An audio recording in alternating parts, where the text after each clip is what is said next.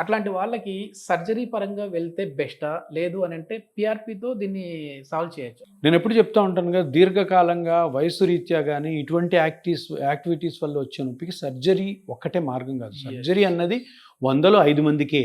Okay.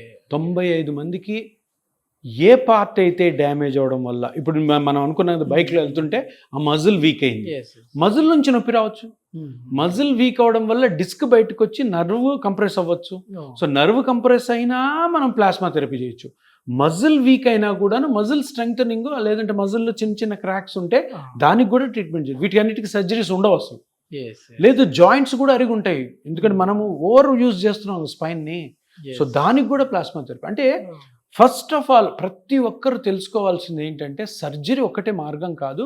సర్జరీకి ముందు plasma therapy అనే ఒక అద్భుతమైనటువంటి, అంటే మంచి, అంటే ఏమీ సర్జరీ లేకుండా సింపుల్గా ఇంజెక్షన్తోనే డాక్టర్ గారు చెప్పిన మాట కానీ మనం కరెక్ట్గా విన్నట్టయితే హ్యాపీగా బయటపడవచ్చు అన్న దృక్పథాన్ని మనము ప్రజల్లోకి తీసుకెళ్ళాలి. అందరూ కూడా అది నమ్మాలి. అందరూ సర్జరీ సర్జరీ సర్జరీ అనుకుంటారు, ఇంకా లాభం లేదు సర్జరీకి, ఏం అవసరం.